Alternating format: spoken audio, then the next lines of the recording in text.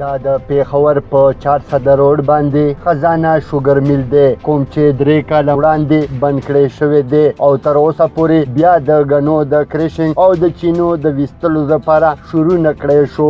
او د تاریخ تر مخه دا په سرکاري سطح په 1915 کې شروع کړی شوی و کوم چې د سرحد ډیولپمنٹ اتارټي لاندې و ولې په 22 اکتوبر 1998 کې دا پرایویټ کړی شو او د دې اساسي زمکا او مشینری خرڅه کړې شو د 1998 نه تر 2022 پورې هر کال د چینې سیزن والو او په دې کې به نه یوازې د پېښور بلکې د چارسدې او دغسې د متنو نورو لارو علاقو نه هم ګنې راتلو خو ولې اوس د بندېدو سره زمینداران د سختو ستونزو سره مخ شوي دي.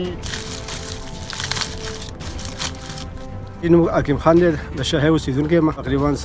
څلورم پنځم نیکه نه دېخوا دې ملک کې موږ د ذمهدارۍ کار کوو. خزانې مل چې کوم دی دا زموږ په یاداشت باندې جوړ شوی دی او د دې وجې نه ختم شو چې یا په ملک کې ګنې کم شو یا په غداران زیات دي مل چې څومره مزدوري کوي نو هغه ته غداران اخلي مالک ته څه نه رسي. موږ ته ډېر زیات تکلیف دی ځکه چې ګنې په ملک کې کم شو د تناسب کو چارسدوال نه ګنې واغستو خلک وای نه غستو مازه بل مونږ نه ورکو ځکه چې به موږ څه وکړو غریب باندې ادارې شوګرمل د ارز میدان 500 شپېته یا گاډي غنې ورتلو اچھا ته سہولت ګران او قرضان زمیندار ته سہولت زمیندار اوس په هور کې پروت دی ډېر غواړي چې مردان مل دی خو خلک موږ د غنې وړي کو نه وړي دا زموږ خپل ملو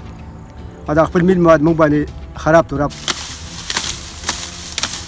نوم دی عمران خان مخکې خو موږ مل ته وړه شوګرمل ته او اوس چې کوم دی چارسدې ته ټول غنې روان دي مطلب دا دی چارسدې چې کوم غنې اوس روان دی اوس ریټ کې 730 کې دغه رنګ روان دی که نه جي او مطلب دا دی موږ خو هم خوشحاله یو ځکه چې زموږ غنې 15 ورځې بعد موږ ته پیسې میلاویږي او چې ولې نه ګوړې خوار خوار روانې وي افغانستان ته به هم روانې سي نورو ځایونو ته به هم روانې وي.